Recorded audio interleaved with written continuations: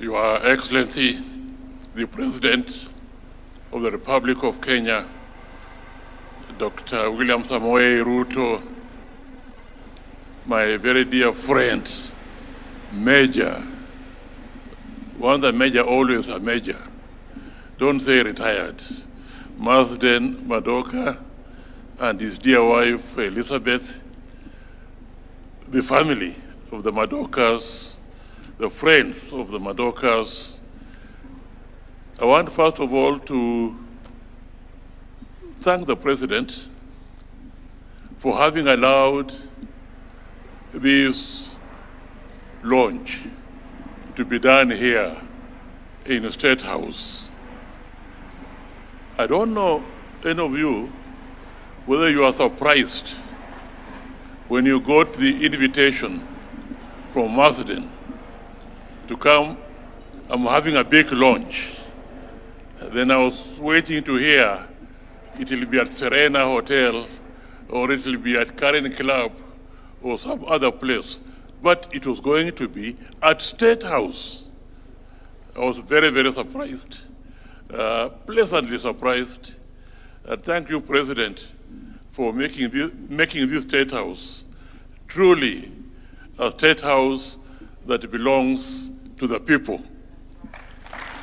People have come here, and we are now here. And thank you particularly because you allowed Marsden to launch his autobiography here.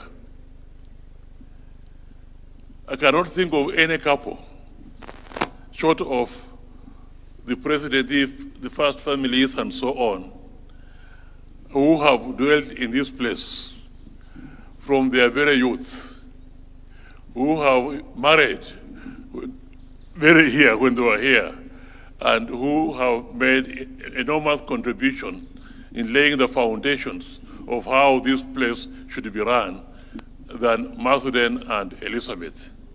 And that you allowed them to come here and launch their life history. Mr. President, we thank you. Namakofi for President. I do not want in any way to dilute what Marsden has told us this morning with a lot of sense of humor. Thank you, Marsden, for that. The only thing I can now maybe add and appeal to many like us to emulate and follow the example of Marsden. I know my friend Musila here, ameandika kitabu, who were there at the launch of his book, a top civil servant and also politician. People who have occupied high positions, both in the private sector and in the public sector, and in the public sector have also been politicians, I think, and have now retired, I think should be inspired to write autobiographies.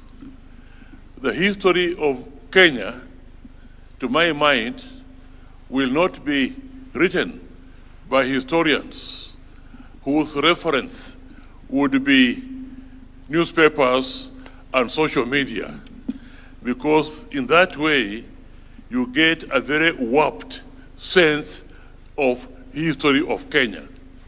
I believe the history of Kenya is going to be written by people like Musila, people like Ikirapa, but more so by people like Marsden here, people who have given excellent service, who have been men of integrity, who have been men of service to this country. Imagine coming here when you are very young, to be, I think, the first African State House controller, and staying here for a long time. and you are handsome, and all of the time standing behind President Jomo Kenyatta, the father of the nation. Imagine that. Imagine somebody taking part in a beauty pageant, the first of its type in Kenya, soon after independence, and being crowned as Miss Uhuru, Miss Kenya, the first one, a beautiful lady walking on the steps. And imagine the handsome man behind President Jomo Kenyatta. And imagine the lady who became Miss Kenya. Imagine them getting married in a wonderful wedding. I can tell you, your wedding inspired most of us. And we said, if we grow up, we would want to be like Marsden and Elizabeth in the way they bear themselves. So thank you so much. I was encouraging Mrs. Pratt here, my friend, you should also write a book because you have something to say. You have something to say for Kenyans to read and benefit. But it is autobiographies such as this that out of them will now come a history of Kenya which is realistic and which is true to the facts and which is not based on perceptions. It is based on reality. So, Marsden, I congratulate you for writing this. You have inspired me. I'm now thinking that maybe I should start writing something. The only thing is that maybe I was sleeping, but you didn't tell us how long it has taken you to write. I remember attending a launch about 2 weeks ago of an advocate and also a corporate person at Serena, had begun by saying, it has taken me 20 years to write this book. I went to him afterwards and told him, now, you have inspired me, but if I take 20 years, will I be able to complete my writing the book? I don't know how long you talk. I may want to follow your example if it was a shorter time to write something, to put down something. You have inspired me, and thank you. Always inspire me. We worked together with Marsden when he was the Minister for Internal Security and Provincial Administration, and he did his job excellently well. He was in that position, and then he was also Minister for Foreign Affairs, and we worked again very closely together. The family of Marsden and my family were friends. This Dr. Njenga was just spoken here. We have been cracking jokes since when, 1961 or what? In London and everywhere else when we were students. So, to me, President, thank you for allowing this event to take place here. Thank you, Marsden, for inspiring me. And I don't want to touch on aspects of your life. I would just want to appeal to those who are here. Having listened to you, I hope they'll now go ahead and buy the book, which I believe is on sale, but the marketing persons will tell you. East African Literature Bureau, I did not know that they publish biographies such as this. I didn't know until today.